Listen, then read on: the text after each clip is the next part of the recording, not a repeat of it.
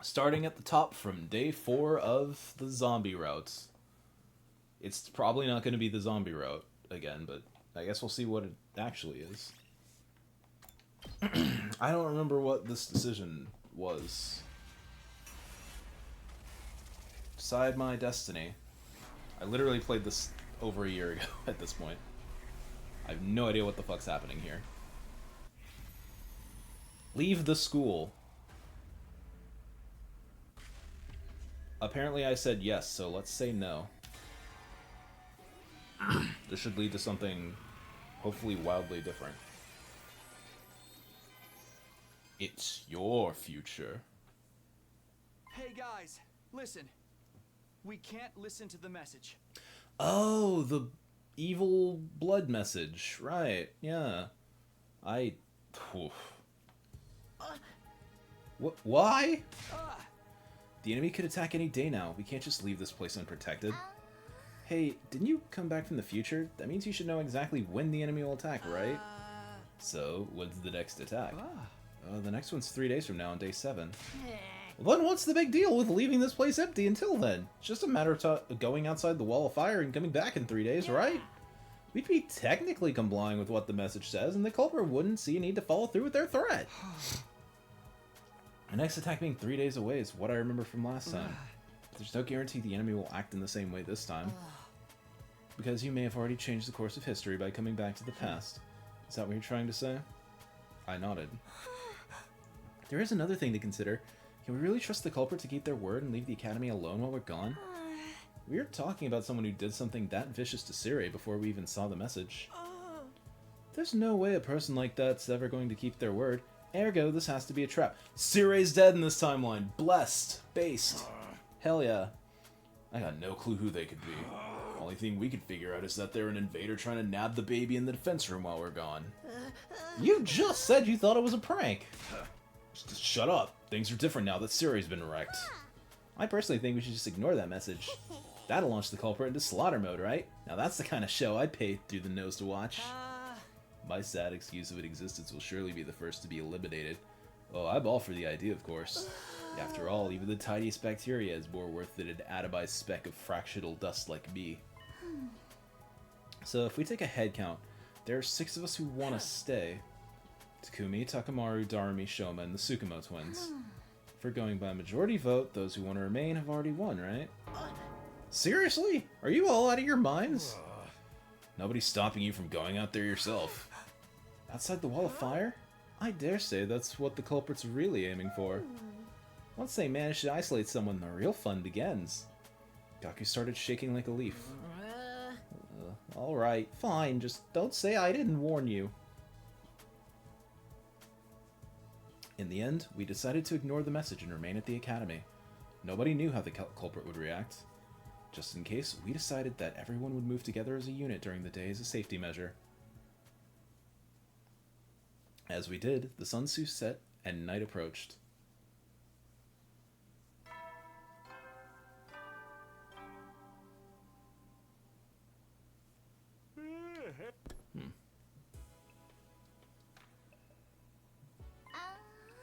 I guess the announcements must be pre-recorded, right?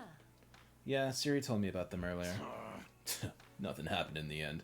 Whoever wrote that message was just bluffing. Can you make up your mind? Do you want us to take the message seriously or not? Right now, no. The situation's changed. So I'm going back to my room to hit the sack. Whoa, whoa, whoa. Did you just willingly trigger your own death flag? I ain't got time for this. I'm in some freaking game or movie. But there's no denying that the person who destroyed Siri is still around. Yeah, hiding somewhere in the school. Or it's also possible they're hiding somewhere among us. Boom, boom, boom, boom, boom, boom, boo-doo-boo. Everybody abruptly stopped what they were doing after Hiroko's statement. We all glanced around, scrutinizing each other nervously. I see how it is. Safe for us all to just sleep in our own rooms then? Well, at least that room's locked, so we don't have to worry about anyone killing him while we sleep. Hiroko was only mentioning that as a possibility. I refuse to believe the culprit could be one of us. Let's not start suspecting each other. We'd be playing directly into the culprit's hands. Told you they were just bluffing with that message. Whoever's behind it probably gets a kick out of seeing us running around like headless chickens, that's all. Tell us what Cirie's mangled remain. Tell that to Cirie's mangled remains. Cirie was targeted because he was a machine. Damaging a metal contraption's completely different from killing a flesh and blood person. Are you trying to say the culprit won't harm us because we're human? I'm just guessing, but I'm pretty sure I'm right. Anyway, I'm heading back to my room. Let's see what tomorrow morning brings. Takamaru and Darumi left after that, followed by Imo and Kako. As long as we're together, no one can hurt us. They held hands and left the cafeteria together. Good night, everyone. Sorry, my body's so poorly formed it can't fall asleep without a bed. Tsubasa and Shoma both said they didn't think the culprit would be among us, but as I watched them leave, it occurred to me they probably had their suspicions. Hiriko, Gaku, and I were the only ones left in the cafeteria. Oh, this is ridiculous. Why can't everyone see the best way to stay safe is to stick together? Everyone's already gone, though, except the three of us. If the two of you are working together, I'd probably be assaulted tonight. What? Are you inviting us to... Gaku, shut up. No one likes you. Of course I'm not. Get your mind out of the gutter. Right. On the other hand, I'd be the one in hot soup if you two were the ones behind this. We're not, but I have no way of proving that. I guess going back to our rooms to rest really is the only thing we can do now. Indeed, casting aspersions at each other here won't help us sleep any better. Oh, fine. I'll go too. But only because there's no other choice. And so we all went back to our rooms to turn in for the night.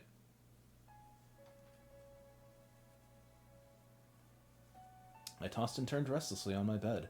My eyes were closed, but sleep kept evading me. Who wrote that message and destroyed Cirie?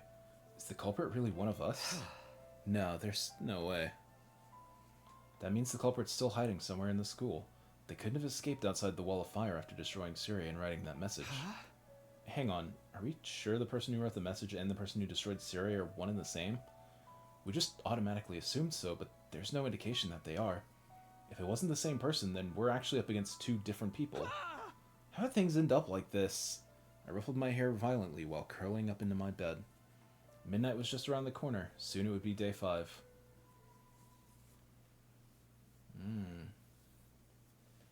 Oh my gosh, she was right about that day 5 thing. It's 12:55 a.m.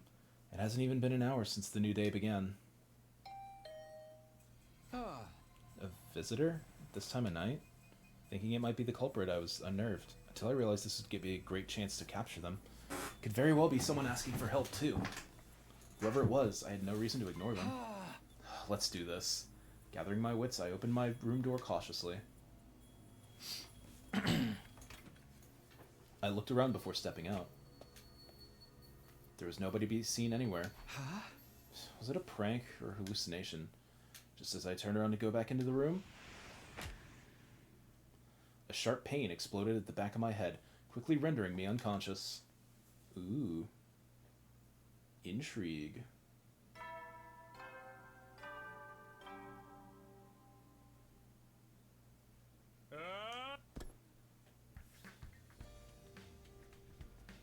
When I next came to, I realized I was on my bed, even though I had lost consciousness outside my room last night.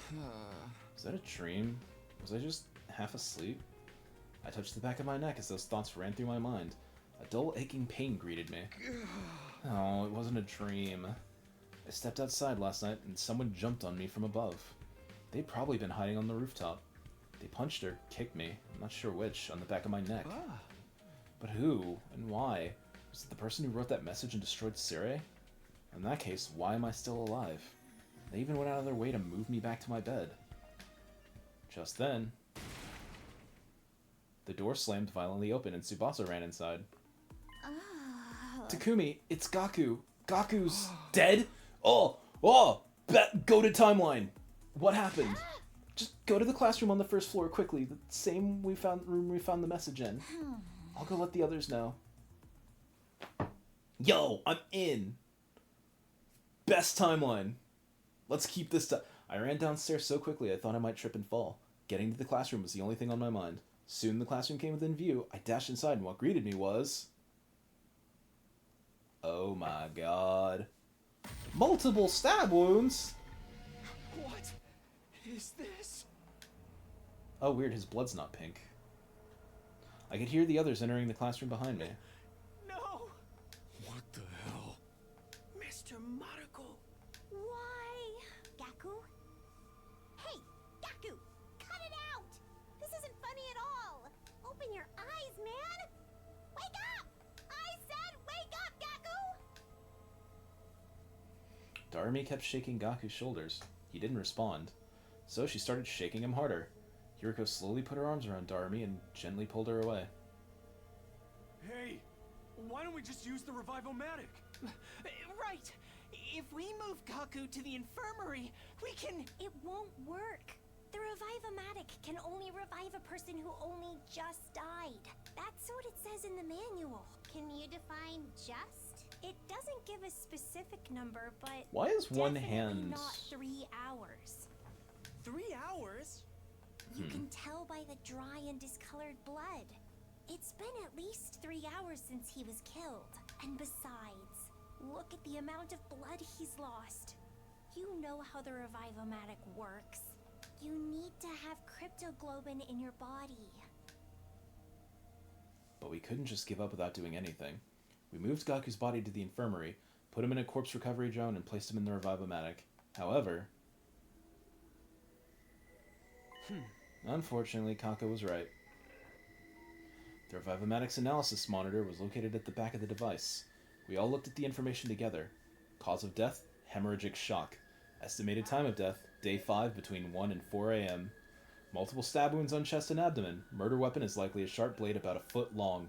Too much time has passed since death. Insufficient cryptoglobin present in body. Impossible to revive. Doesn't something seem off to you guys? Why didn't that corpse recovery drone do its job earlier? You're right. If the drone had flown over to collect Gaku's body the moment he died, this wouldn't have happened. Upon hearing that, Tsubasa sprang into the action. She went back to the analysis monitor. After fiddling with the terminal for a while, she took several steps back, in shock. The drone itself is working correctly, but someone has overwritten the program that controls it. What? The code is too difficult to hack even for me. There's no way we can restore the original programming now. The new settings say that the drone doesn't activate if an SDU member dies outside of a defensive battle. You can't be serious. Who would do such a thing? Do you even need to ask? It's obviously the same person who killed Gaku. Silence filled the air, and nobody spoke for a while. Then Takamaru mumbled something. Oh, shit. This is all my fault. I kept insisting the culprit was bluffing. Gaku wouldn't have died if I'd believed him. I don't know about that. The same thing may have happened even if we had all slept together in the cafeteria last night. Or maybe things would have been worse. What do you mean? I'll explain later.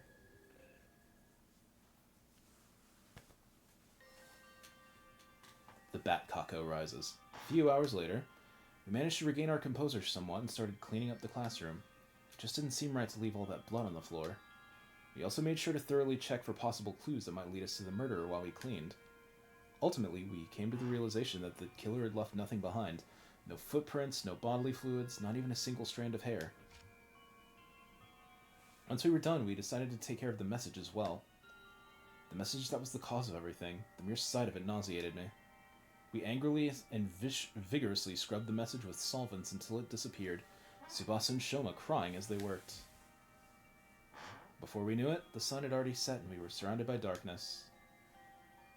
Then we started on our next task, transporting Gaku's dead body from the infirmary to the morgue.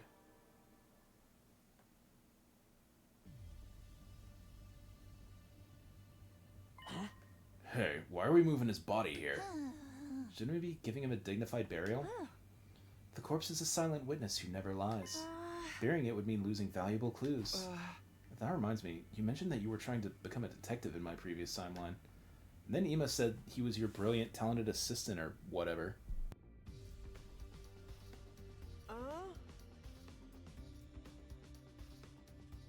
I said that. Yeah, now do you believe I've traveled back in time? I'm not sure. That's not particularly convincing evidence. Am I right to assume you're interested in helping out with the investigation, Kako? Yes. Then share your observations with us, great detective. Who is the most likely suspect in your eyes? Wait, we need to figure things like this out step by step. She tapped a finger on her temple. First of all, Tsubasa was the first person to find the body, right? Yes, I woke up before the morning announcement, so I went to the classroom on the first floor. I was trying to see if we'd missed any clues that could have pointed us to the identity of the person who wrote the message. Then I found Gaku on the floor, like that. Ugh. The question is, why did the killer murder him so brutally? He was stabbed multiple times in the chest and abdomen. If killing him had been the objective, they could have simply aimed directly for the heart. This number of stab wounds usually indicates some sort of powerful personal grudge. It feels more like anger than a grudge to me. The killer is the same one who wrote the message, right? They got angry because we didn't follow their instructions. Or the fellow's just trying to make an example out of someone, thinking they can strike fear in our hearts by killing someone in the most visceral way possible. I think their objective was even simpler than that. Pray tell. To bleed as much cryptoglobin out as possible so that we couldn't possibly revive Gaku even if we found his body right away. That would mean the killer is very familiar with the Special Defense Unit's members and how our bodies work. In short, there's a very high probability that the killer is one of us. Everyone fell silent at that, but nobody seemed as shaken up as they were yesterday, as if they'd already come to this conclusion deep inside. That's why, back in the infirmary, I said that things would have been worse. If we'd all slept together in the cafeteria. Because the killer would have assassinated everyone in their sleep? Yes, after drugging us with sleep medicine or something. That's unthinkable. It's just not possible. One of us here is the killer? The alarm didn't sound. That means nobody has breached the Academy's defenses. Oh, and before you bring it up, no, Edo couldn't have done it either. Because... She walked to one of the dead bodies, stood in front of it, and promptly pulled off the sheet that was covering it. See? He's not breathing and has no pulse. Right, because I fucking killed him. It's literally impossible for Edo to be the killer. Unless he somehow turned into a zombie. Yeah, imagine that.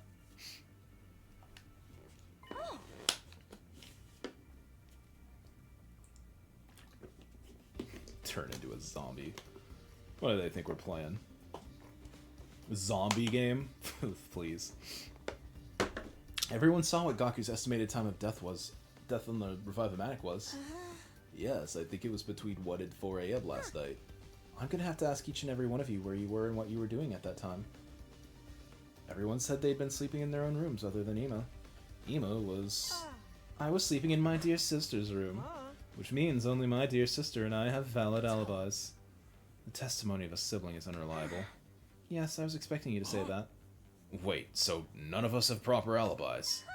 Hang on. Nobody's asked Takumi where he's been yet. Oh, right. Well, what about you, Takumi? I mean, your answer's probably going to be the same. I hesitated for a moment. Telling the truth would make me seem questionable. But if it ever came to light that I lied this time, I'd definitely look suspicious then. So I decided to go ahead and tell everyone what had happened to me that last night around 1 a.m. Say what? Someone came out of nowhere and knocked you out? And then you woke up to the sound of the morning announcement in your bed. Yeah, more or less. The person who knocked me out had to be the killer. Why only tell us about this now? I couldn't find a good time to bring it up.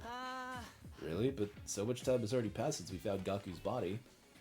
Everyone looked at me with suspicion in their eyes, causing my heart to beat faster. I'm telling the truth. Please believe me. So you say, but, that time-traveling thing has got to be just a big fat lie. Yes, you killed Edo for some reason and made up that tall tale in order to justify your actions. No! That would actually explain why Sirei was destroyed too. Sirei was the only one present when Edo was killed. He was the only one that knew the truth. When Sirei tried to blackmail Takumi using that incident, Takumi destroyed him in order to silence him. Why would I do that? And what about the message? I was the first one to propose we stay in the academy. Besides, there's no reason for me to kill Gaku. Absolutely no reason at all, other than he sucks and everyone hates him. You're coming apart at the seams. Nobody said anything about you killing Mr. Mariko. You were all looking at me as if you thought I was the killer. That was a good noise to Army. I spent hours trying to prove my innocence to the others, but there was nothing convincing I could use to clear my name. Takamaru, Darumi, Shoma, and the Tsukumo twins were especially unwilling to give me any benefit of the doubt.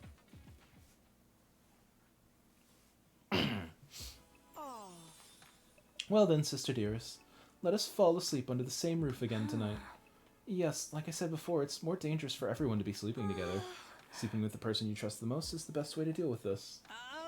Takabaru, will you please allow this worm to burrow in your room tonight? What are you saying? You're the person I trust the most. Or are you afraid that I may actually be the killer?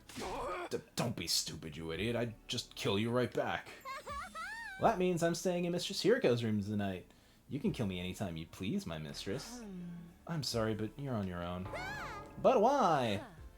You may end up killing me for all I know. Besides, I've already been reserved by someone else. Someone else? Hiriko's staying with me tonight. No! Your only option left is Takumi.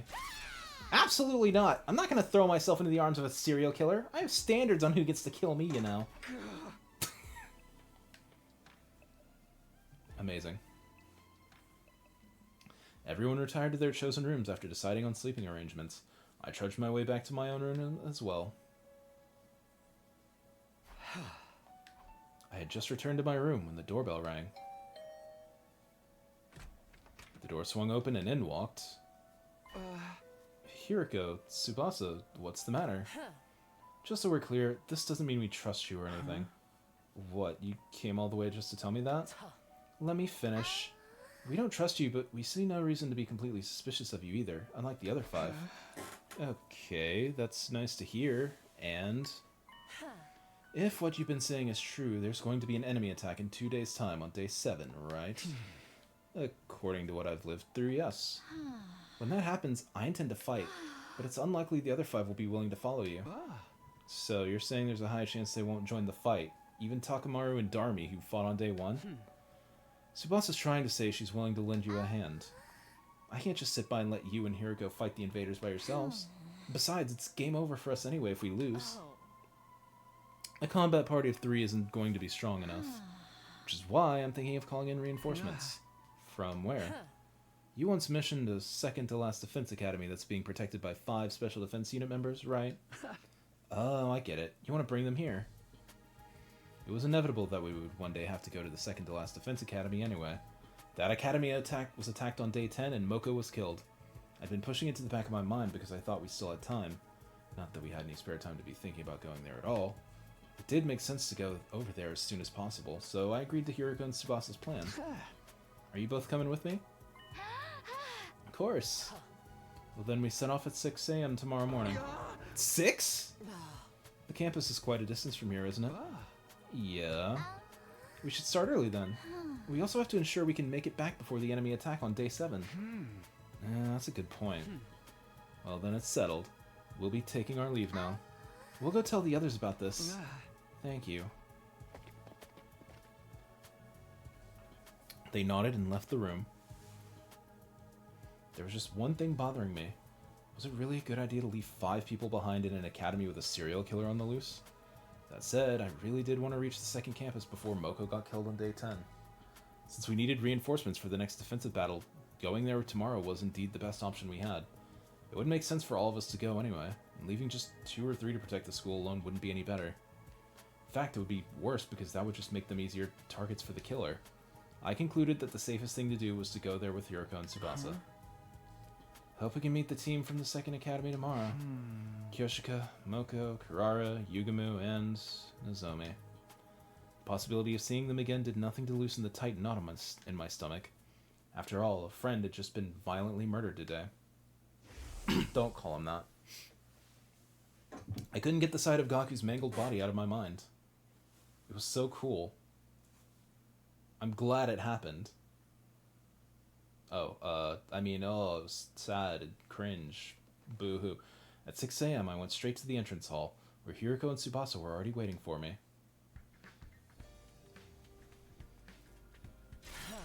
You are 10 seconds late. 10 seconds. A split second of distraction can prove fatal in battle. You will do well to remember that. Yes, ma'am. I mindlessly responded to Hiriko while looking around. I didn't see anyone else. They're not even gonna see us off, huh? I mean, they believe you're a serial killer, you know? Nothing I can do about that. How did you break the news to them? I just told them plainly. I said we needed to bring in a second team to increase our combat power. And they didn't criticizing you for daring to follow a serial killer there? They sure did, which is why I asked them nicely if they'd rather we left said serial killer behind with them. Suddenly, letting just the three of us go became the best thing since sliced bread. Okay. We can chat later. Let's be on our way. Let's go. Wahoo! So excited. I love going... Look over there. That looks like a shortcut. Let's go check it out.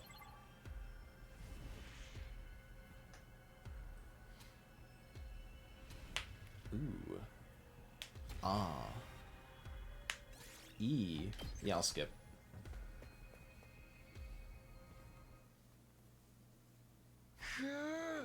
Oh, we finally arrived. So, this is the place. Second to last defense academy. As we got closer, I saw her. Nozomi. My pulse started racing. My breathing got heavier. I felt an uncontrollable burning in my chest. Nozomi was alive. She was alive again and right here in front of me. Without thinking, I almost reached out to touch her, but I fought that impulse and pulled it back. Who are you guys? Words simply failed me. While I was still busy being incoherent, Nigo and the others showed up as well. Are you perhaps from Last Defense Academy? How did you know that? Your class armor. Is there something you guys needed? Yes, actually. After moving the conversation to the cafeteria and introducing ourselves, we told everyone what had happened at Last Defense Academy. About Ado, the threatening message, serious destruction, all of it. Even about Gaku's murder and me traveling back in time. I also shared everything that had happened in the 100 days I had previously gone through. What greeted me at the end was silence. Nigo had stopped moving and had a dazed, distant look in his eyes. Serious destruction must have been too much for him. None of the others from the Second Academy had anything to say either. They all stood frozen, mouths agape in astonishment. I see. Thanks for the massive info dump, I guess. I'm still trying to process everything, but I more or less get what you're trying to say. The long and short of the matter is that the Last Defense Academy is currently in quite a bit of a pickle. Am I right to say that? Yeah. Well, then we have to go there right away. Since this place is just a decoy, there's no need for us to protect it anymore. The enemy will be attacking that academy tomorrow, right? Then we must hasten our steps and get there by today. Thank you. We would greatly appreciate the backup. Nigo, is the school bus available? Hey, Nigo, can you hear me? What the, yes, the bus is available. Great, we'll meet in the parking lot after everyone here gets ready. Takumi, Yuriko, and Tsubasa, you guys can go there first. It's at... Don't worry, I know where it is.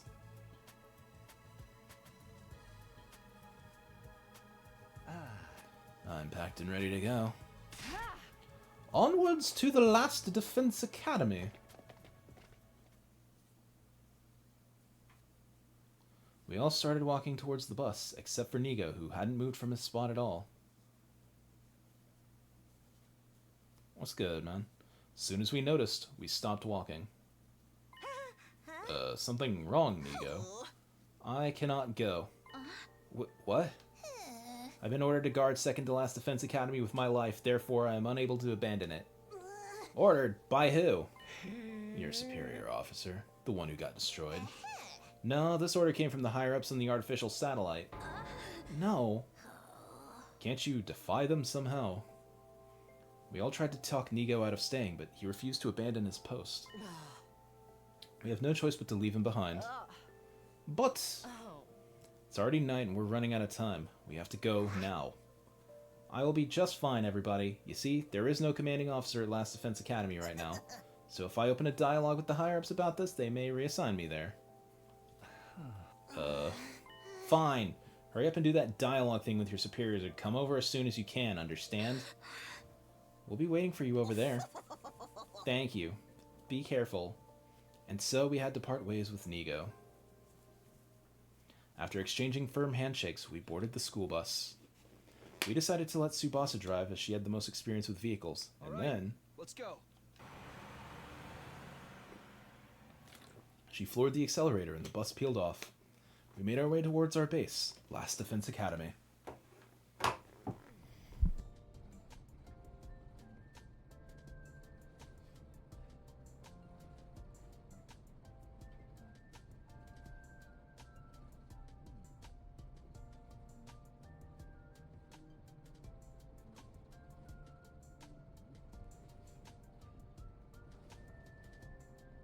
Fuck me, I have the hiccups. Oh god. A short while after shutting off, I started a conversation with the 5 members of the 2nd Defense Academy. First of all, I'm grateful that you decided to come with us.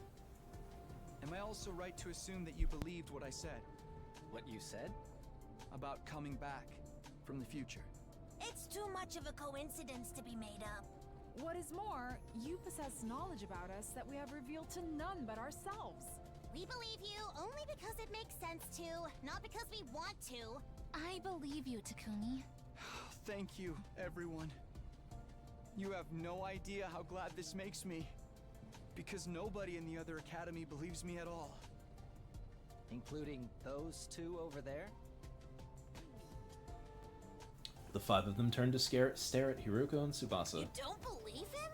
Oh, what's Can up, you Violet, not by the see way? the pureness in his eyes? His Hope y'all very doing all right. soul itself.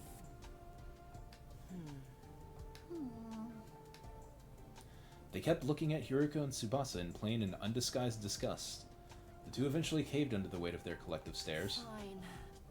I believe him. What, you do? I guess I should too then. Seriously? That's all it took? I held back from speaking my thoughts out loud. The reasoning didn't matter as long as they believed me. With this, there were now more people who believed me than those who didn't. Made me feel more at ease after going through those terrible things yesterday.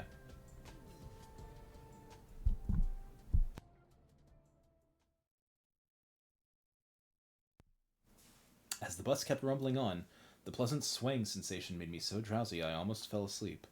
Eventually, the side of the wall of fire slowly came into view through the windshield of the bus. Hell yeah.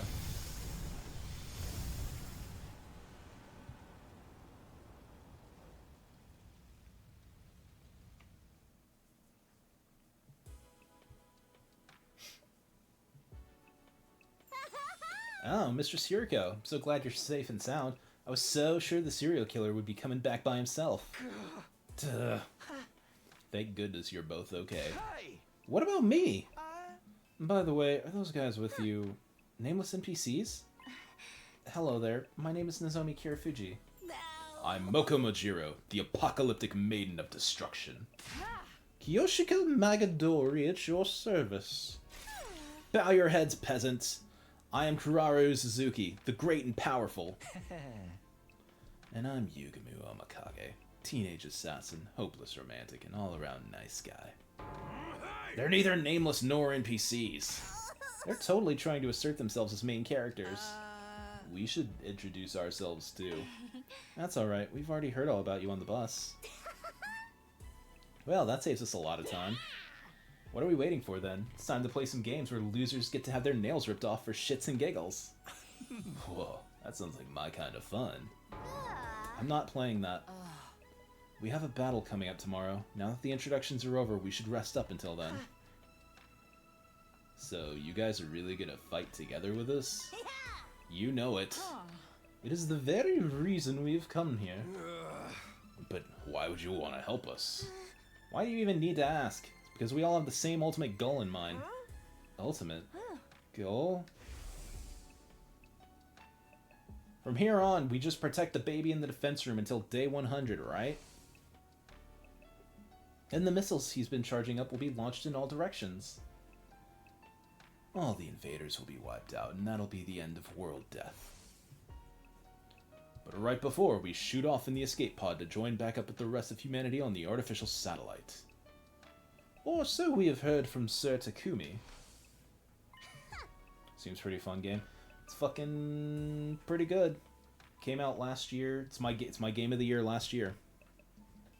It fucking rules. It's 100 line The Last Defense Academy. Visual novel, turn-based tactical RPG. Sometimes it's a dating sim, sometimes it's a horror slash. It's trying to do a lot of things. I see no reason to say no. We make it through these 100 days and everyone's stories end happily. We're with you all the way. The palpable excitement of the 5 members from the Second Academy stood in stark contrast to the sullen moods of those from this academy. What's the matter? They're just feeling awkward because they have no intention of joining us for tomorrow's defensive battle. Whereas you guys will be sent into the battlefield as their substitutes, even though you're new here. Wait, why aren't you joining the fights? I already explained on the way here. They do not trust Takumi's leadership. Oh, that whole time-traveling thing. Well, that's just part of it. Gaku's murder played a bigger part. Right now, they all think Takumi did it. Excuse me, Sir Takumi is a killer. No, of course not. I didn't do it. Sir Takumi has spoken. What is your response? We already discussed this thing to death. But there's no proof yet. Proof of what? Proof of Takumi's innocence. Apprehending the real perpetrator is the best way to settle this. I believe you if you can do that.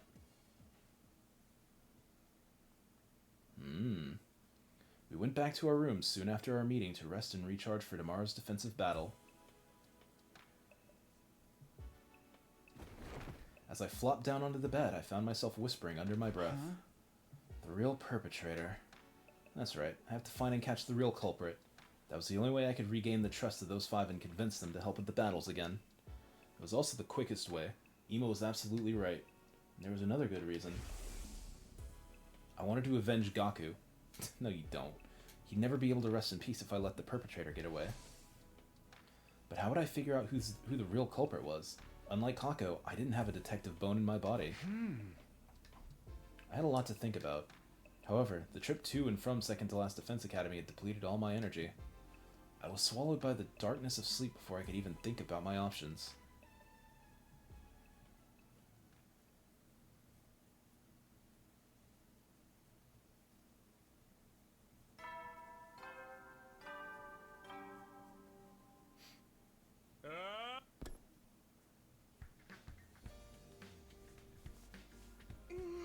Okay, so Takamaru, Darumi, Shoma, Kako, and Ima aren't even gonna come see us off. They won't be joining the battle. Why would they show up? I don't know. They can at least cheer for us, right?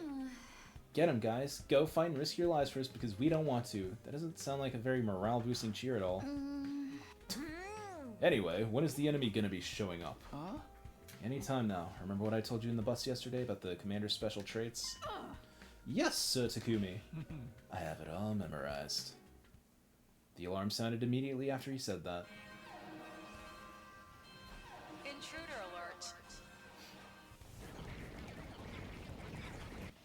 alert. They're here. Take the lead, Takumi. What? You're our leader, aren't you? Don't you have anything to say to your team before they head out into battle? Oh, right. Is everyone ready? Ready when you are. The holy Jumanji sword is always ready. She ravenously longs to spill the blood of the wicked. I'm ready. I took a whole bunch of anti-nausea pills, so I made this using my own special formula. Efficacy granted. Guaranteed. Why did I say granted? Loosen up, Tsubasa. You'll be fine. You've got the apocalyptic maiden of destruction looking out for you now. Thanks, I trust you. Let's all work together out there. Humanity's counting on us. This isn't just for them, but for ourselves too. We fight for our future. Let's go!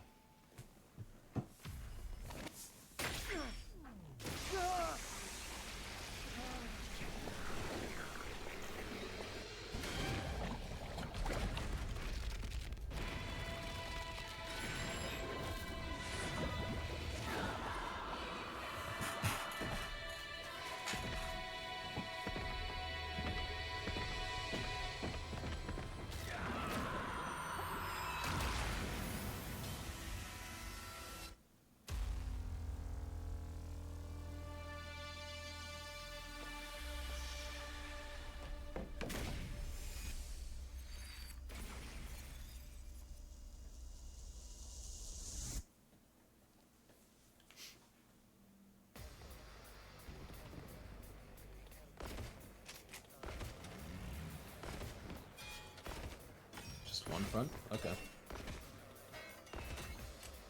And is this real, or do I have the option of skipping?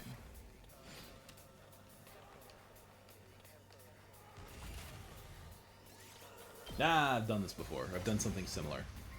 I'm allowed to skip. We managed to clear out the minions. Now we shall deal with the commander. You mean that person over there? Wait. Who's that? Is this the first timeline he's showing up in? Like, I don't remember seeing the guy in the cloak in the very, very first timeline. He showed up in every other timeline except for the first one, as far as I can remember. On the edge of the battlefield, watching us fight, was a figure I didn't recognize. Is that the commander you guys fought before? No. That wasn't the one. Yuriko was right. I never saw that person during the whole of my previous 100 days. I had no idea who they were, but they're not a commander I'd fought before, that's for sure. Hey, look! There's someone else over there! Is that the one then? Yes, it is. That's the commander we faced our first day here. God of the planet, hear my plea and lend me thy strength. Blood of my bond, release!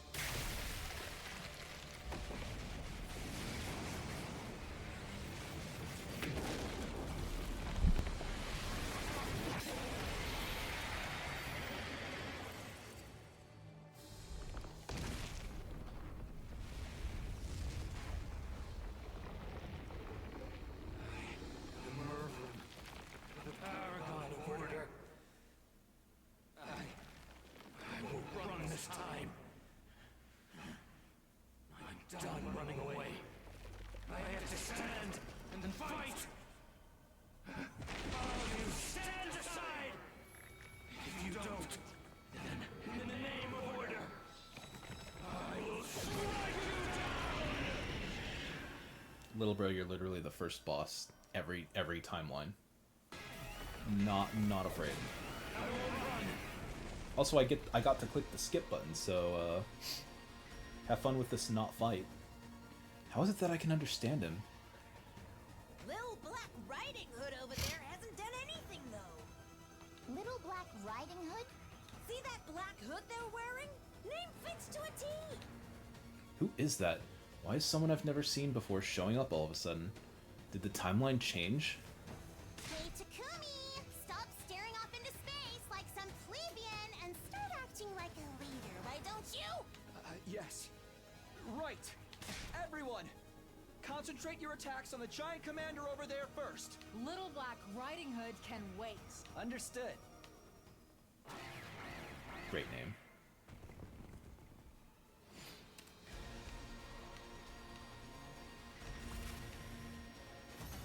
You win. Amazing.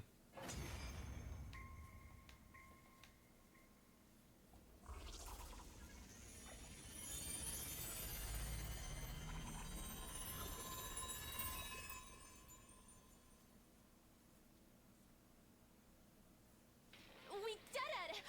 We took down the commander! What about Little Black Riding Hood?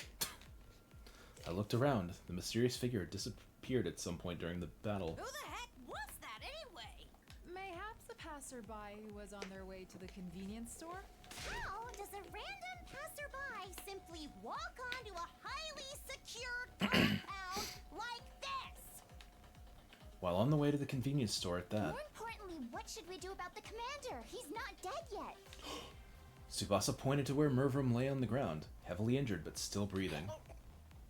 I think he's trying to say something. Let me see. Yugumu knelt over the fallen commander. After a quick but surprisingly thorough examination, he spoke up again. His vocal cords have been crushed. Someone must have hit him right in the throat. So, he won't be able to talk then. That's right. Even if he could, it's not like we can understand their language. That's not true. When he first showed up, he told us his name and stuff. Remember? I am Mervrum, the paragon of order. In the name of order, I will strike you down. That was what I heard. He was the one who got struck down in the end. So, back to the topic at hand. What should we do with him? Why are we even discussing this? We kill him and take his cryptoglobin. Huh? To survive to day 100, we must fight and win every single battle that Finally, is I to get to come. feed someone to Moko. And for that to happen, we must keep getting stronger. I am of the same mind. Take him out, Takumi. Make it quick. They were all waiting for me to make the call. I hardened my resolve and nodded slowly. Moko, Moko, Moko. You and Nato are the only ones that haven't done it yet. Nato's deceased.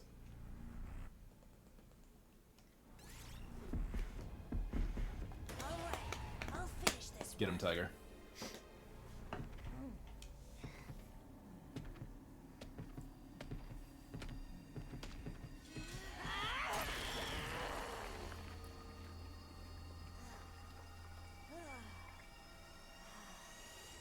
Anyone else want a piece of me? Whoa! Hell yeah. It gives off Pokemon vibes. The boss man? The big doofy dragon man? A little bit. I can see it.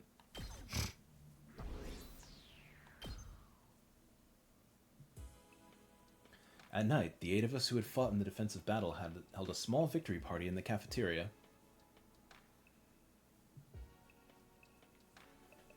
We discussed who deserved to be crowned MVP and who had the coolest looking finishing moves. Everyone talked and laughed pleasantly as we reviewed the battle together. Even though a fellow comrade had been killed just 2 days ago, the adrenaline rush of victory had us in high spirits. And then they showed up.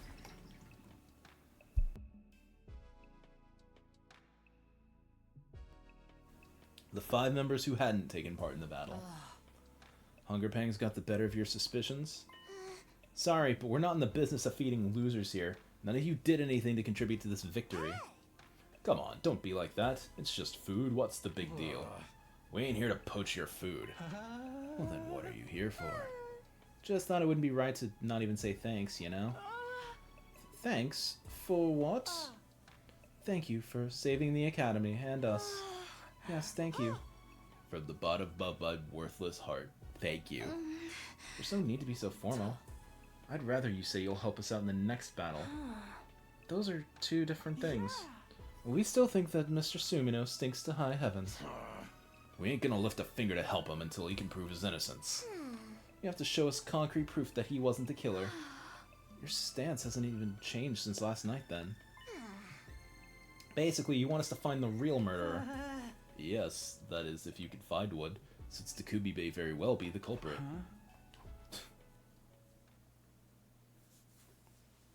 The party ended soon after we all got back to our own rooms. When I did the same, I found someone waiting for me there.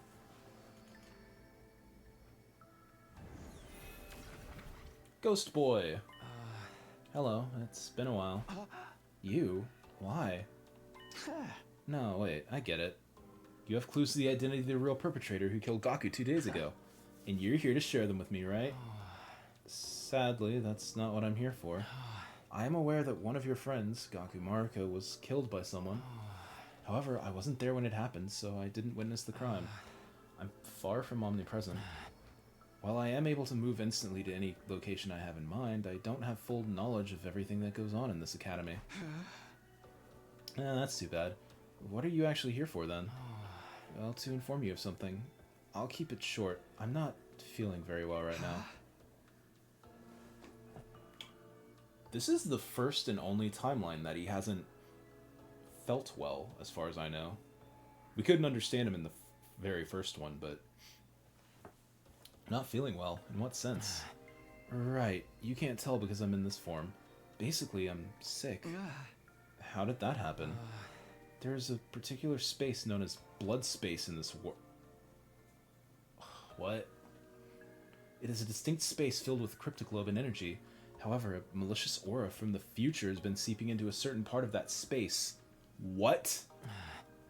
My true form, the baby, is being badly afflicted by that aura. You are aware the baby's body is also filled with cryptoglobin energy, yes? That is why the malicious aura is also encroaching on the baby's body. I'm sorry, what exactly are you trying to say? Well, to put it simply, a source of evil intent from this timeline is invading the baby's body. Oh, that leaves me more confused than ever. What should I do? What can I do to help? Can I bring the baby some medicine? Wait, if a malicious aura is causing this, I should be bringing an exorcist, right? The only cure is to solve the case in the future that's causing this. The case in the future? Not what happened to Gaku 2 days ago. I did mention the malicious aura is coming from the future, didn't I? Solving the case that produces that aura is the cure to this disease. When all is settled, that baby's body should make a full recovery? Yeah. This also means I won't be able to show myself to you for a while. That's what I wanted to tell you today. So I won't be able to talk with you for a while? Please don't look so sad. This isn't goodbye forever. It's just... You must solve this future case by yourself, Takumi. Then we will be able to see each other again. I'm counting on you. Bye. With that, the ghost boy disappeared from sight. A future case. Hey! Oh, what case, though? Wait, does that mean there's going to be another murder? No, he didn't mention anything about the case being a murder case. I prayed that would be about something completely different. I never wanted to see something like that again.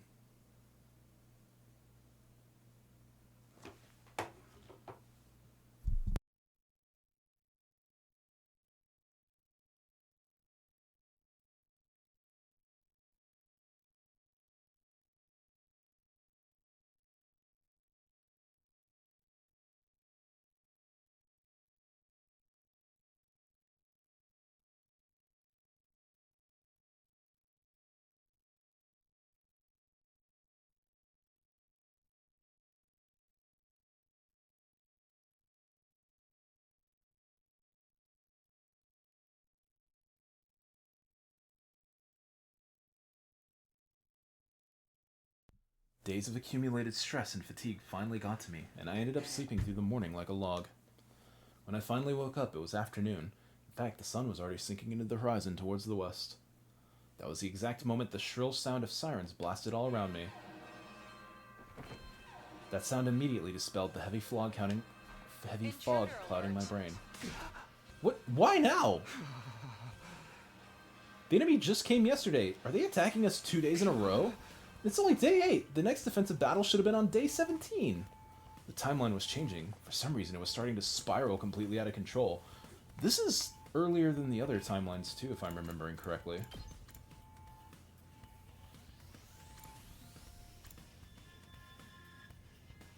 Yeah. Oh, okay, never mind. There was one on the other timeline. Never mind. I'm crazy.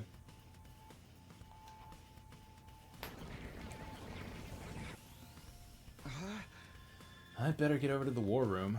I rushed frantically out of my room.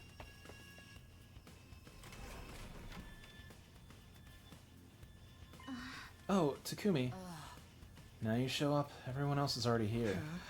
Sorry, I came as quickly as I could. Everyone is in. Everyone who took part in the battle yesterday, in case you misunderstood. The Frightened Five won't be showing up today either, I suppose? Are you still harping on that? We must go out and meet the enemy forces immediately, Sir Takumi. Yeah, of course. Let's do this. Initiate defensive battle.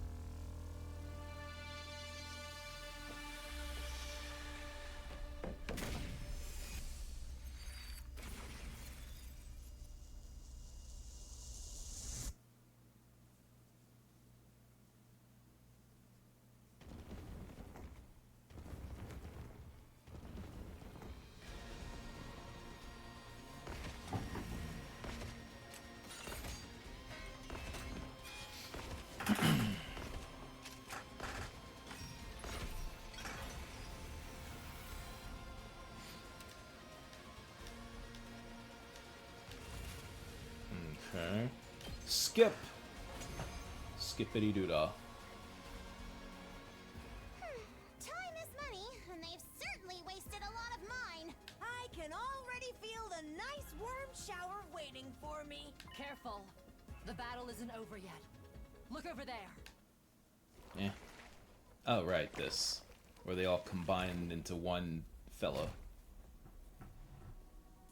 I've seen this like 5 times now. I don't know why. It shouldn't be surprising.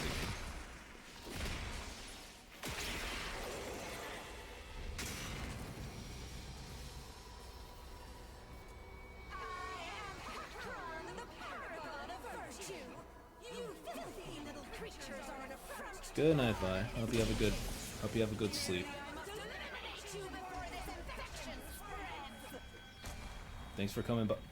Oh, what's happening here?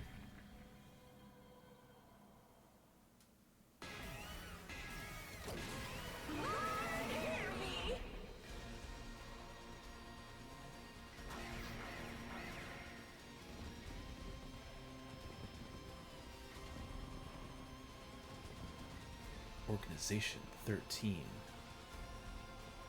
Who is that masked man? Little Black Riding Hood? Why is that the name we settled on this time? Went there yesterday, found it closed, and they're now on their way back. Is that the story you've written for them? How far is this store? Ignore Little Black Riding Hood and focus on dealing with Pakron first. Got it.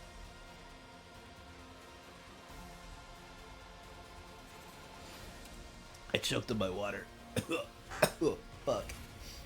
Oh, God. Ow.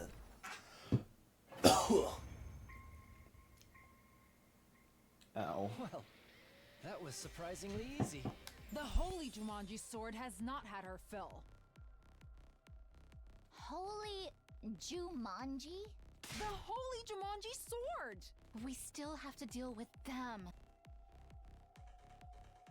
Zomi pointed to where the figure we dubbed Little Black Riding Hood stood. They began walking towards us with slow deliberation. Then they pulled back their hood, revealing... The Supreme Commander. Right. It was her all along. Right. I knew that. I keep being surprised by this thing that I knew from the 5... Jesus the one Christ. who's leading the invader army, remember? I told you guys about her before. At that, the Supreme Commander brought her hand up to her mask. Among my people, I am known as Veshness, the paragon of hope. You're vexed about your looks, therefore the mask? No, I am not. You're so much uglier than I am. Not the best line to spout in this day and age. Why? What is happening in this timeline? More importantly. How is it you can understand us? Ah, I see. So you know nothing either. To think I came all this way to scope out the reason behind the change. What change? The change that took place several days ago. All of a sudden, my soldiers started gaining immense power. At the same time, we became capable of understanding your language. We looked at each other in confusion. Kyoshiko was the one who spoke up. Words confound me, but she would be the chief villain, yes? Should we be able to defeat her, will this war not end immediately? Well then... That's right! We can end this right here and now. Such interesting creatures. I had intended to stick to the appointed days and let you entertain me. And, well, I suppose picking off 2 or 3 right now matters not in the grand scheme of things. Is that a challenge? If so, you're on! Veshness slowly started walking towards us, getting closer and closer with each ambling step. But before I could do anything... Hold your horses! Oh, now you want to fucking step up and do your job. Takemaru! Why are you... I was watching y'all fight from the rooftop. That ignited a spark in me. And before I knew it, I was here. Without waiting for a reply, Takamaru turned to face Veshness. Hey! You said your name was Veshness or something? Ain't fair for us all to gang up on you. So how about a one-on-one with me? Takamaru, that's not a good idea! Shut up, What? marshmallow face! Marshmallow? What? What is going on in this timeline? Insist. You shall be given an express ticket to the River Styx, where I suppose you could apply to serve as a boat rower. Save that ticket for yourself, bitch! I hope you packed your bikini. What's going on? Oh, wait! It just fall right off your flat What? chest. Oh. What are we doing? It's you or me, Veshness! What's happening? Takamaru hurtled towards Veshness on his bike, but the very next moment, Veshness unleashed a powerful sidekick that sent him flying. She immediately leapt into the air, switched her sword to her other hand, and angled it at the fallen Takamaru as she dropped down. Good job, idiot. What is happening? Is this the fucking Looney Tunes clown timeline? What is... When I next opened my eyes, what I saw was the sky. What I felt was a searing pain across my back. I heard the gurgling sound of cryptoglobin gushing out from my body from a wound. Takumi? Why did you... Oh, now I remember. My body had moved before my brain did, and it made its way to where Veshness would have landed. I had thrown myself over Takamaru to shield him from the blade she pointed at him. Self-sacrificing acts are such mood dampeners. You motherfucker! That strike just confirmed my suspicions. Watching paint dry is going to be more fun than fighting you in your current state. Like kicking a helpless puppy. What is the point of that? I shall grant you the gift of time. Use it well, and gain more power. Perhaps you shall be able to provide more entertainment the next time we meet. Until then... one more thing. I will be taking Pakron's body back with me, lest you desecrate it like you did with Mervyn's. No, stop. I need that for feeding. Desecrate? You absorbed his cryptoglobin. That is an insult of the highest order amongst our people. I don't see you complaining when you did that shit. Never will I allow it to happen again. Farewell. The sound of Veshness' footsteps faded away, and I heard heavy stomping getting closer as the others ran over to me. Sir Takumi! Are you okay?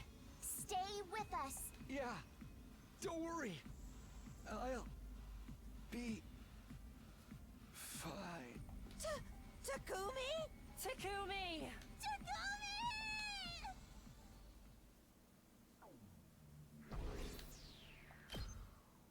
Nice.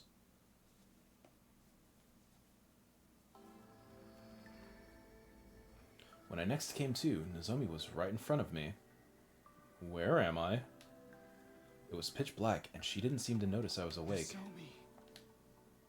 I called out to her softly. In response, she leapt to her feet with an ear-piercing scream. She scuttled frantically around the room a few times before finally coming to a stop, and then she just stood there in a daze. I watched the entire scene play out before sitting up. Oh, we're in my room. Are you sure you should be doing that? What do you mean? Your injuries are so severe, you've been out for 13 days. Well, that means today is... It's day 21. What time is it? Almost time for the nighttime announcement to play, I think. What a horrible time to wake up. Doubt I can fall back asleep now. That's what you're worried about? What are you doing here anyway? Nursing you back to health.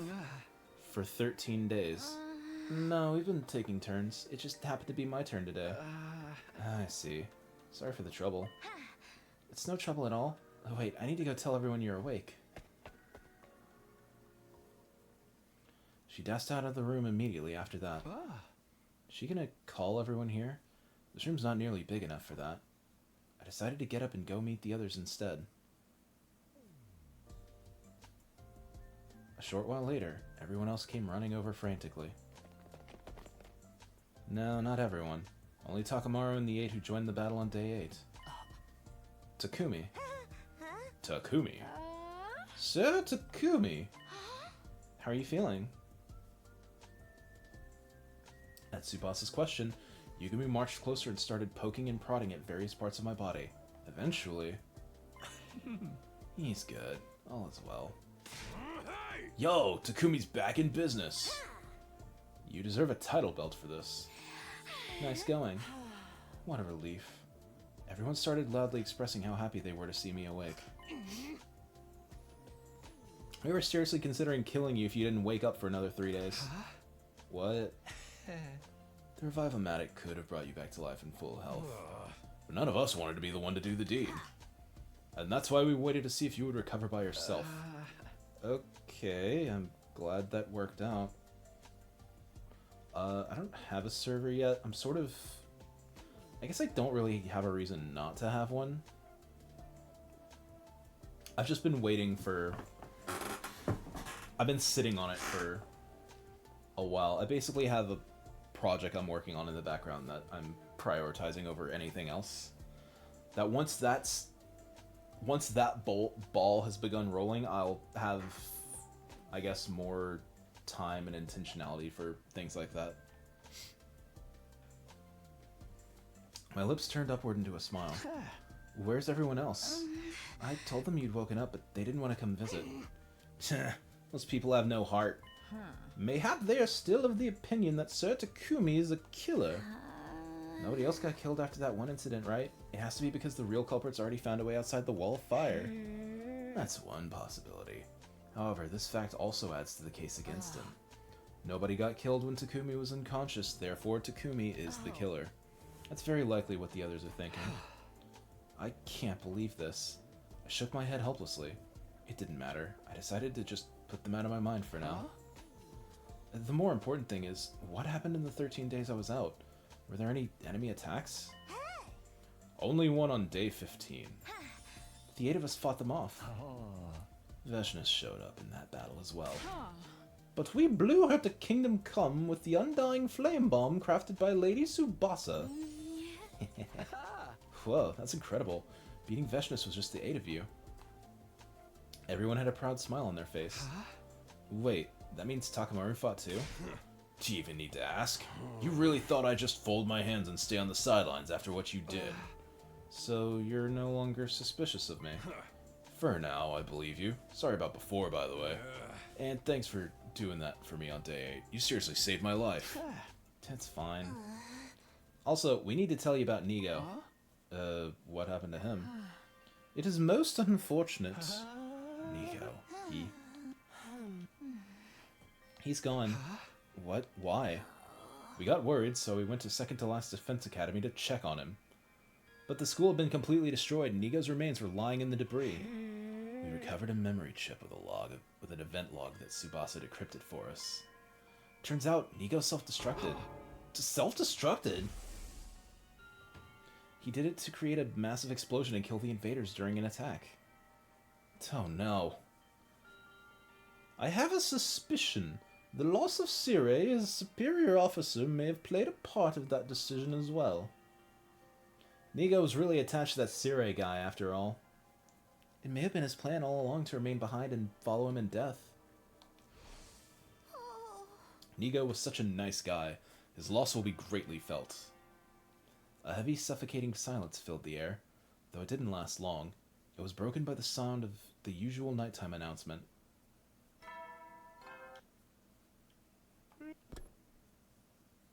And then a few seconds later... for real? Yeah, okay.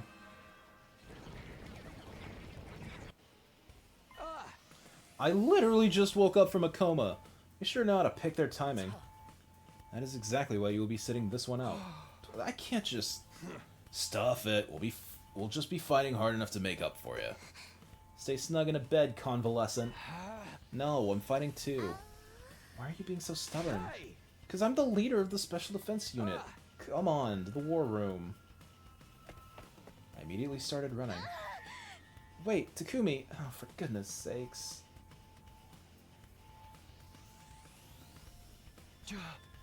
Everyone here? Well then let's do this. Special Defense Unit, move out.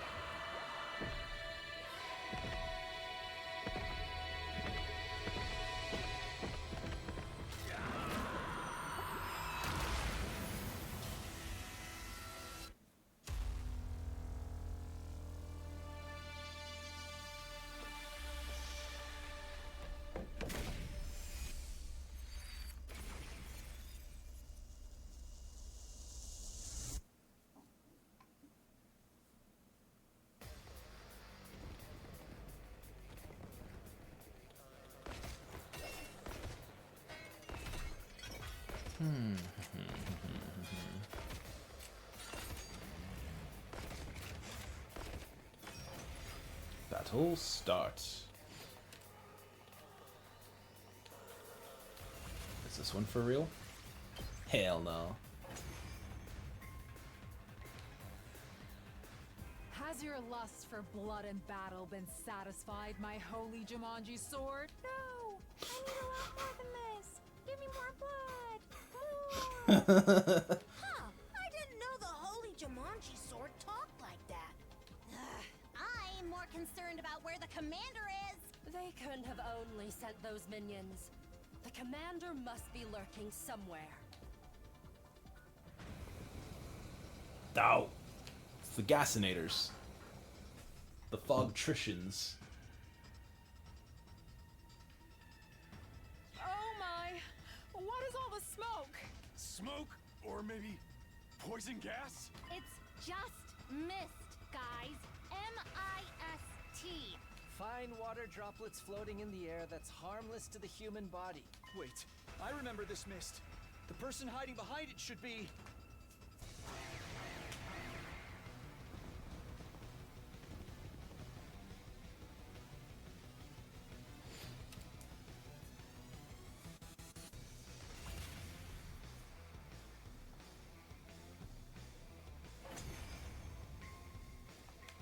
Wave 2 end.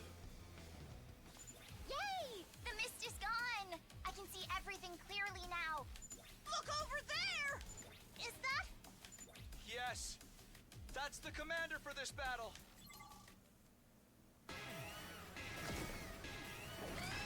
Oh. Wait, what? Wait, what? Why is your name a mystery? What? Why is that one's name a mystery? Is that something, or is that oh, we forgot. there are 100 routes, boss. We fucking forgot this one. It's like, I'm willing to believe either. Whew! Victory is ours this time. That was a tricky enemy. What are we gonna do with her? Everyone turned to look at the commander. Please, don't kill me. Oh wait, is it Eva? My name is Eh. Okay, that's why. Nature. Ava? I didn't know why, but I felt like I had heard that name before. Please, spare me. For the love of God. Eva brought her hand up to her mask. And in a swift, smooth movement, took it off. The same as Veshnas. She looks just like a human. No need to pay her appearance any mind. What? Why?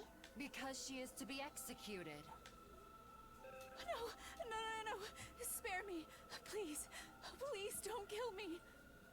The last time we we let you in the club, I had to put a lot of Magmars on my YouTube uploads. 2 of them had to go over you. If I let you in the club this time, you have to promise to be chill, bro. I'll be useful. I can give you lots of intel. I'll give you anything. Just please, spare me. So the lady insists. Any thoughts? A dramatic bluff if I have ever seen one. Any intel she provides is bound to be full of fabrications. No, I would never. I only speak the truth. I think we should kill her too. Why? Surely you understand why we would hesitate to trust the words of the enemy. You'll say something sweet to suck up to us, and then turn around and betray us the first chance you get. You're all being so awful. Why won't anyone believe me? Eva kept pleading with us, her face filled with a woeful expression. Yuriko glanced at her scornfully before speaking up again. Takumi, you're the leader, so you decide. Everyone turned to look at me, waiting for my reply. At that moment, I could suddenly feel extra eyes on me. I traced the source of the sensation to the rooftop, where I could see the 4 other members, Darumi, Shoma, Ima, and Kako. Killing Eva now would make them even more wary of me. After all, their suspicions were rooted in the fact that I had killed Ado. If I did the same thing now, that would undoubtedly cement the image of me as a heartless killer in their minds. I wanted to avoid giving them that impression. No, to be honest, even if those 4 hadn't been watching. Please, I beg of you. Don't kill me. Don't kill me. If I let you in, you have to promise not to do the cake thing again. I could never kill someone so earnestly pleading for her life. It just wasn't right.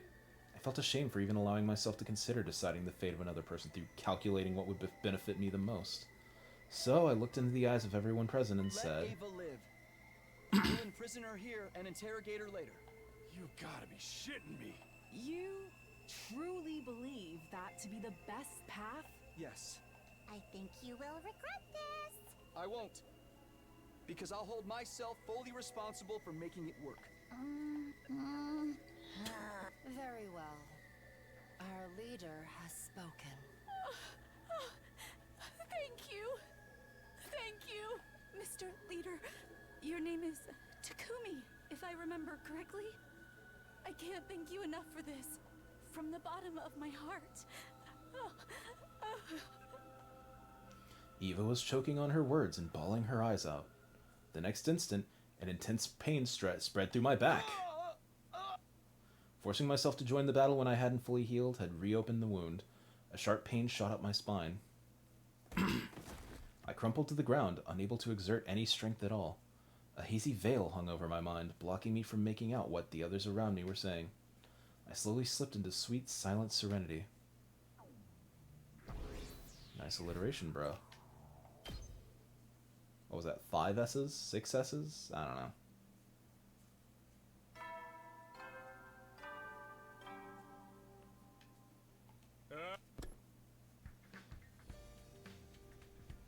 I woke up to the familiar sight of Nozomi sitting right in front of me. This time, she noticed right away that I was awake and leapt to her feet with an ear-piercing scream. She scuttled frantically around the room even longer than last time before finally coming to a stop. And then she just stood there in a daze. I watched the entire scene play out before sitting up. Why are you so surprised? Didn't this exact same thing happen before? But you were out for 13 days the last time. It's only been a little more than 2 days this time. Can you blame me? That means today is day 24. What time? I guess I don't need to ask. The morning announcement just played. Nozomi nodded. Are you feeling better? I'm fine. Stop putting on an act, okay? Remember what happened during the last defensive battle? I do. As long as I don't force myself to fight like that day, I'll be fine. See? Really? Yeah. Despite my confident reply, Nozomi still seemed unconvinced. By the way, what happened to Eva after I passed out? Well, she refused to tell us anything. What? But she promised to give us intel if we spared her life. And we reminded her about that promise as well, but then she said, I'm not going to tell you anything because the offer to share intel was made to Takumi, your team leader, not you. And that's why she's refusing to say anything until you go talk to her, I guess. Damn it, what's she trying to pull? Nozomi and I headed to the cafeteria together, where the other 7 who fought in the battle 3 days ago were gathered. When they saw me, there was a lot of shouting, squealing, cheering, and happy noises as they congratulated me on my recovery. Although it felt a little more subdued than their reactions 3 days ago. Then again, I did wake up from a 13-day coma that time. Still, the celebration went on for quite a while. I ate my first meal, liquids only for now, in a long time, while being surrounded by their warm and welcoming voices. So, I went back to my room for a break. Now then, there's really no question on what I was going to do next. I have to find out who Gaku's real killer is. I didn't believe the real killer was one of us. That meant I had to find a way to prove that the killer was someone from outside the school. In any case, if I could prove my innocence, I could regain the trust of the 4 holdouts. Then they would join the future battles. Guess I should start investigating. Decided it was time to pay everyone a visit and ask questions. Oh?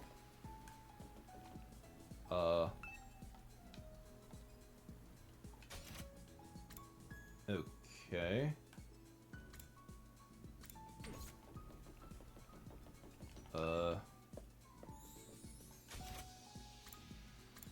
Interesting.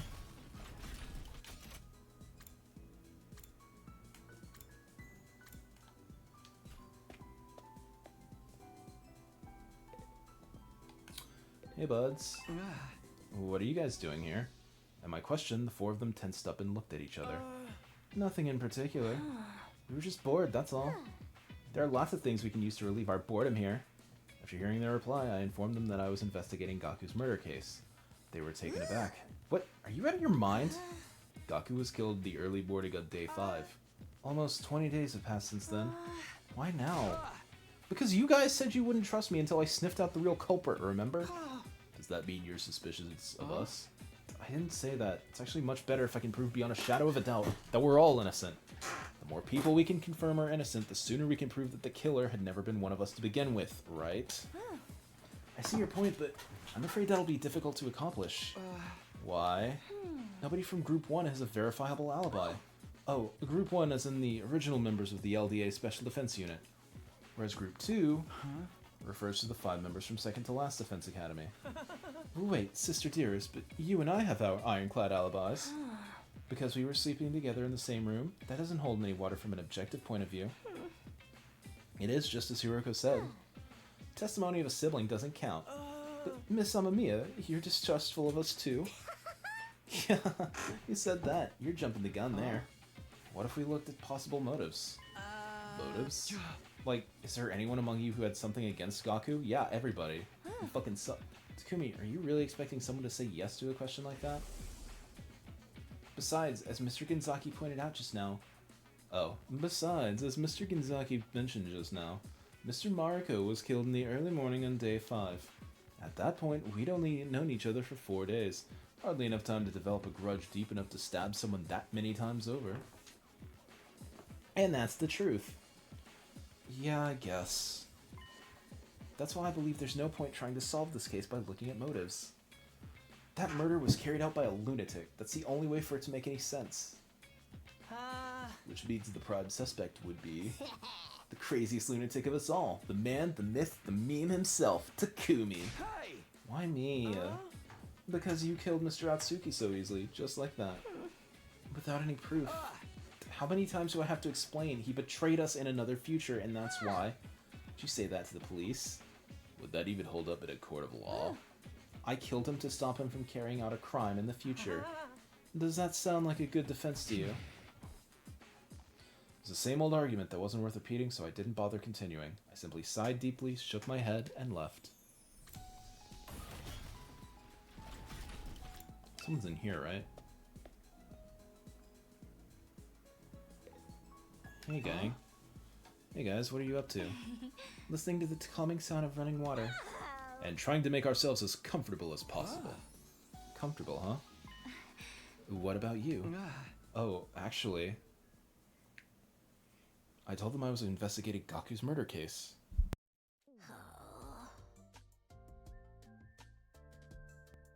Well, that's got nothing to do with us then, right?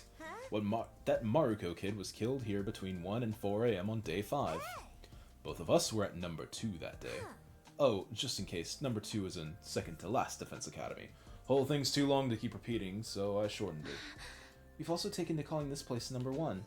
Although its official name is the Last Defense Academy, shortening it to Last sounded strange, so we all settled on number 1 instead. Got it. Thanks for explaining. Hey, are you suspecting us? Of course not. Actually, it's not completely impossible for one of us from number 2 to have done it. What? Any one of us could have used the school bus to travel to and from here overnight. Oh, now that you mention it. Bedtime is at 11 p.m. Someone could have set off at midnight after everyone else had fallen asleep. They pushed the bus to its limits. It would have taken about 3 hours to get here. Putting their time of arrival at around 3 a.m. They took only 30 minutes to finish the job. They could have left number 1 by 3:30 a.m. and returned to number 2 at around 6:30 a.m. just before the morning announcement at 7 a.m. Also, someone from number 2 coming here wouldn't have triggered the wall of fire's intruder alert. That's true. Wait, and you're telling me this is members of number 2 yourselves? Oh, sorry for shooting my mouth off like that. It's just, you know, the incident doesn't quite feel as real to me because I've never met the victim. Just in case, I asked them what they were doing between 11 p.m. on day 4 and 7 a.m. on day 5. And, as I expected, their answers were the same. I was sleeping like a log in my room. Me too. Eh.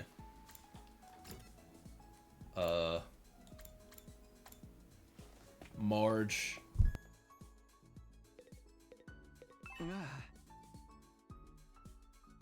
Yuriko and Yugumu, what are you guys doing here? Nothing questionable. I just always feel calmer next to dead bodies. That is extremely questionable if you ask me. I do not know why, but I just found myself wanting to come here. Do normal people find themselves wanting to come to a morgue? It's a lot less questionable than coming to the morgue to feel calmer next to dead bodies. Even I can agree with that. Yugumu put his hand over his mouth and giggled. What about you?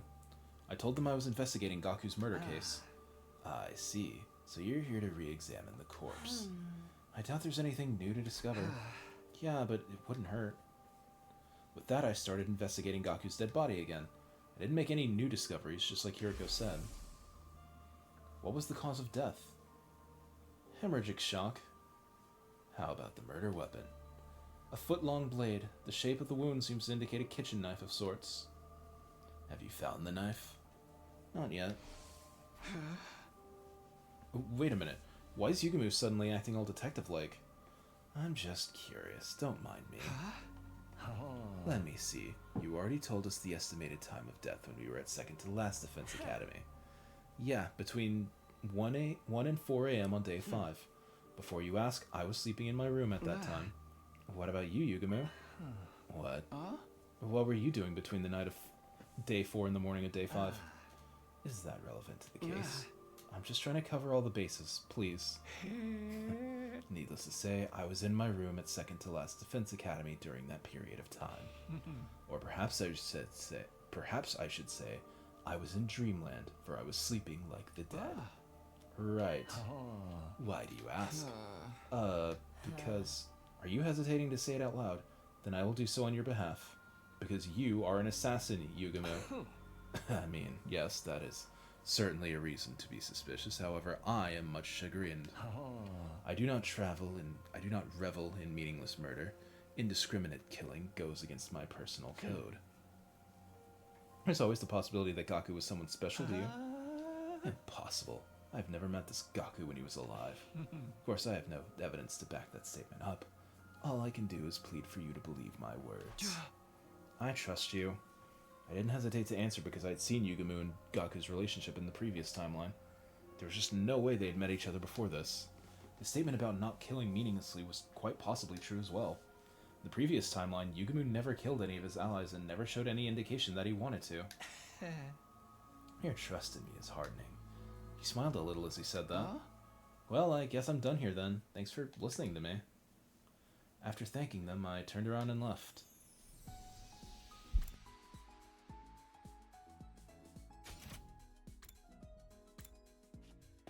Eva? Eva, are you being naughty? Eva, it's no good being naughty. Takumi, you've regained consciousness. Yeah, though battling you is what caused me to faint in the first place. Sorry about that. This is the first time we're having a conversation with her and she's normal. She's not like under the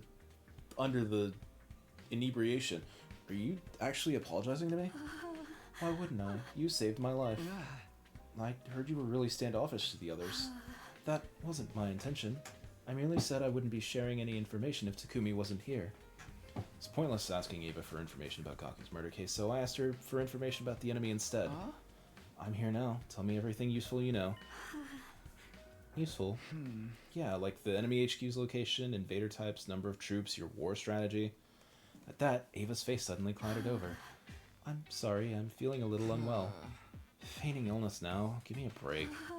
I'm not feigning, it's true. That wasn't what you promised. I came here alone like you asked, okay? Alone? Does it look like there's anyone else with me? No, that's not what I was wondering about. It's just, I never asked you to come alone. All I said was I would talk once Takumi was here. What do you mean? Whatever it is, I do not think I am able to talk. Please leave me for now. Eva was clearly feigning illness, but there was nothing I could do to make her talk. Her prison cell was locked. I won't be able to go inside without the key, and it's not like I can force her to spit out the information I wanted, even if I could. Hey! This is ridiculous. I cursed and kicked a pebble as I left the courtyard. Riveting. Hey, what's up with you two? Tsubasa I get, but what are you doing here, Takamaru? Cause she said she's found something cool, duh. What is it? There's a box of junk inside this garage. I rummaged through it and found this. What is that? It's a voice changer. See that patch thing on the tip of the cable? Stick it to your throat and you can use it to freely change your voice to anything you'd like. You can make it go higher, lower, or smooth as butter. Also, if you have a sample voice recording that's long enough, you can make yourself talk with that voice too. Isn't it cool? Sure, but what is it even doing here? Oh, I wouldn't know. Maybe whoever used this place last night left it behind. Who would that be?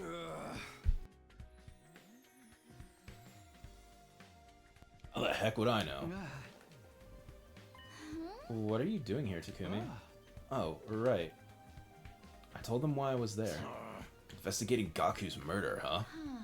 I think you're looking in the wrong place. We don't have anything new to share. We were all fast asleep in our rooms when he died. We couldn't have possibly seen or heard anything or anyone suspicious. Any personal guesses? Like, do you know if anyone had a grudge against Gaku? They turned and looked at each other. Takumi, are you thinking one of us is the killer? No, that's not it. I already told you. The culprit is an outsider who's already escaped outside the wall of fire after killing Gaku. Yeah, that's what I think too. I don't want to be suspicious of anyone anymore. I ain't gonna make that mistake again. He's probably referring to the time he suspected I was the killer. Okay, well thanks for sharing your thoughts with me. After saying that, I turned to leave. Hey dipshits. What are y'all yapping about? Kurara and Kyoshika, what are you two doing here? Sal, this is where this Gaku person was killed? It was weighing on our minds, and so we came.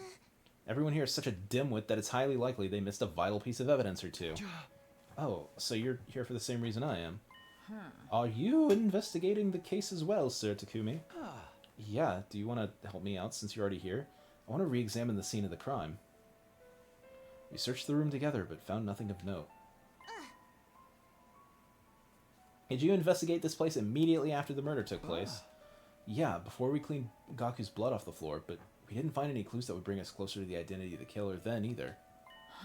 How about the murder weapon? Despite our best efforts, we haven't found it yet. It's not in this classroom or anywhere else on school grounds. What about the threatening note scribbled on the digital blackboard? Was it erased? Yeah, it was making us uneasy, so... That was a stupid thing to do. We could have used the handwriting to pinpoint the killer. They weren't wrong. By the way, there's something I need to ask you. I asked them what they were doing between the night of day 4 and the morning of day 5. Wait, are you suspicious of us? Not really, it's just... I was sleeping in my room at second to last Defense Academy, of course. As was I, in my own room, that is. I cannot believe we're on your list of suspects. Look at me. I'm the very epitome of innocence. Hey, what's with that look? I mean, have you seen yourself? More like the epitome of I've got something to hide. You were talking about my mask, right? Are you telling me to take it off? No, absolutely not. This mask stays on no matter what anybody... Right before she finished her sentence, Kyoshika snatched her mask away, revealing Kurara's face. She held the mask up high before throwing it into the ceiling catwalk. The what? So, my mask is gone. My mask. Where did you hide it? Kurara kept looking around in a panic. It didn't seem like she noticed Kyoshika had thrown the mask away. It didn't really matter. What did matter was her exposed face. Nice, Kurara. What? Oh no, I was just thinking how you look the same in the other timeline too. Why would I look different? This is the face I was born with. I know what you're trying to say. This face is too cute to be natural, right? But I swear I never did anything to it. Who cares about that? Where's my mask? I feel naked without it. Don't look at me. I believe I just saw Sir Takamaru taking your mask somewhere. That bonehead! Give my mask back to me, Takamaru! She dashed out of the classroom, shrieking away. My, her actions are as adorable as her looks. We ought to let her run around like that for a while. Kyoshika disappeared after saying that. Now alone in the classroom, I doubted I'd learn anything new by sticking around. Oh yeah, there is a catwalk in this room. What the fuck? Why? What is the point of that?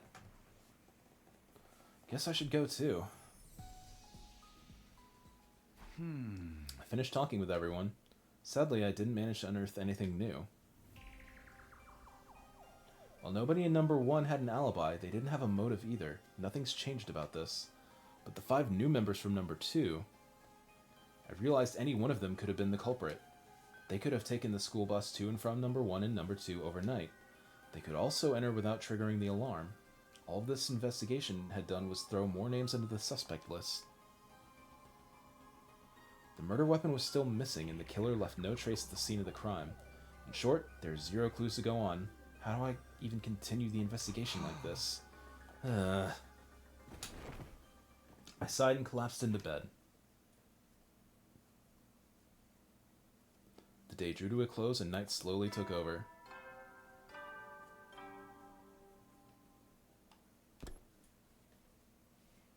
Sure's carefree voice faded away into the darkness, only to be slowly taken over by a cold silence.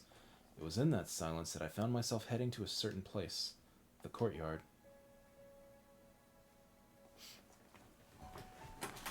Where Eva was being held. I went closer to her cage and stopped just in front of it. Takumi, is something wrong? You looked very tired. I'm not, you're just imagining things. Well then, why are you here? When Shoma was bringing food to me, he told me about Gaku. He also shared a lot of other things with me. I'm aware of your current predicament. You mustn't lie to yourself, Takumi. What? The truth is, you think the killer is among the 12 of you, right? No, I don't. Please, you can be honest with me. I won't tell anyone. I'm the only one you can remove as a suspect because I only arrived here 3 days ago. It's literally impossible for me to have killed Gaku. If I had managed to slip in somehow without triggering the alarm, I wouldn't have stopped at Gaku. In short, I'm the only one in the school that you can trust right now. You've come here because deep inside you know that too. Am I wrong? You may be right. The words spilled out of my mouth before I could stop myself. I couldn't even be sure if I'd meant what I'd said. You and I are the same, Takumi. I don't trust my allies either. Especially not Veshna's. Well, why's that? That battle 3 days ago, she was supposed to send reinforcements for me.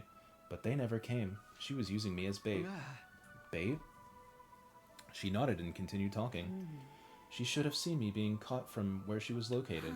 But she didn't do anything, because that was her plan all along. Wait a minute. I thought Veshna's was dead.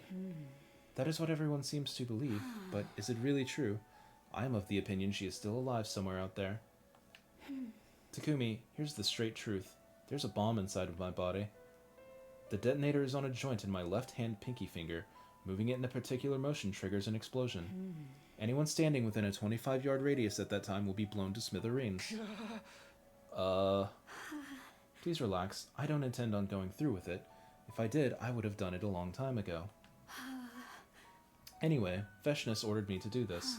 If you get caught, blow yourself up in front of everyone in the Special Defense Unit. I was not to humiliate myself by becoming a prisoner of war. But you didn't do that. My orders were to detonate in front of everyone.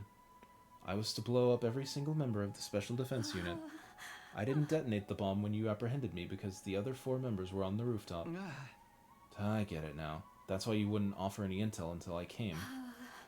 But you came alone, which defeated the purpose of the request. You were all supposed to come together. So that was Veshness's plan, huh?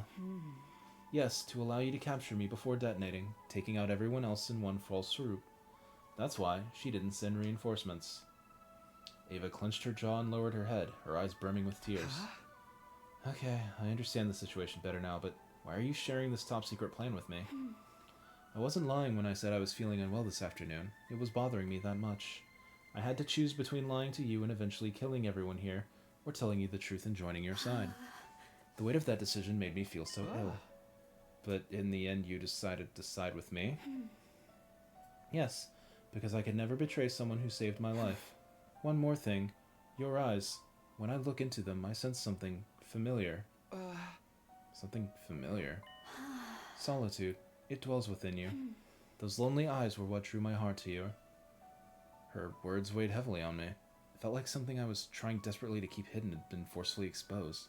Yet instead of panicking, I felt a strange sense of relief deep inside. I may have been unknowingly putting a barrier between myself and the others because of my suspicions. It truly felt like Eva was the only one I could open up to, because she was the only one I could say with absolute certainty didn't kill Gaku.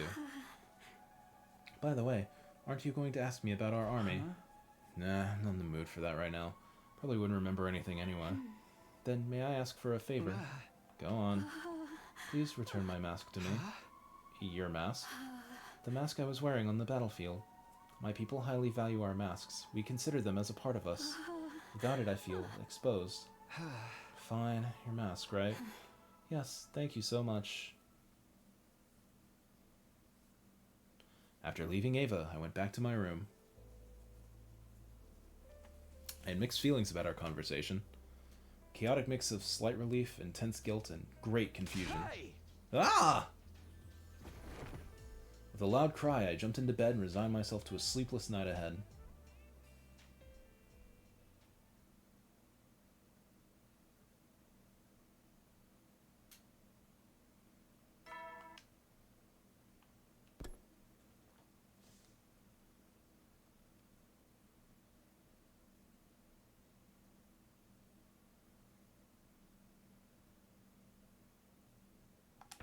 I'm gonna save here.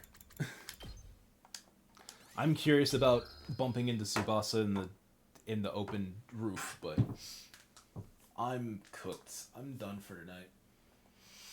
Thank you all for coming by. Thank you all for hanging out. Y'all could have been anywhere else in the world, and y'all chose to spend some of y'all's time with me, and I appreciate you for it. Tomorrow, I would like to do a bonus stream. I will have time to do a bonus stream. However, I'm not fully sure what I'm actually going to be playing. I know I want to play Ratchet tomorrow, just because I'm not going to have any other time this week, or potentially even in the near future, to do Ratchet. Well, no, I should have some in the near future, because XD is going to finish next week, right? But aside from that,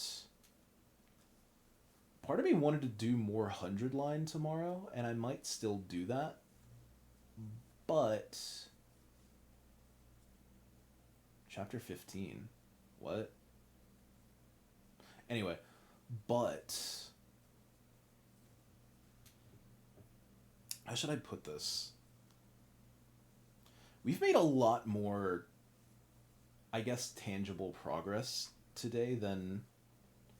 Like, I was expecting to be done with this route, be done with tonight's stream with, like, that number on the right saying, like, 7 or 8. Like, I was prepared to have, like, 7 or 8 endings in my belt by tonight. We have 11. We're in the double digits now. And, like, these routes, like, we're already on day 25 of the furthest back route I could take. These are only going to accelerate more and more, right, as we go through them. So I'm not really feeling...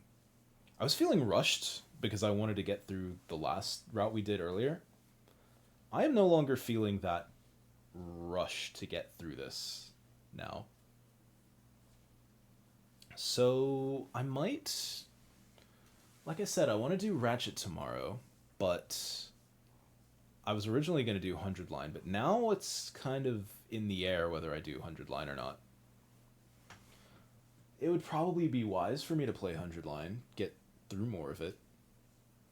But part of me is wondering if I couldn't do something else instead. I don't know what it would be yet, but I have options on the table, basically.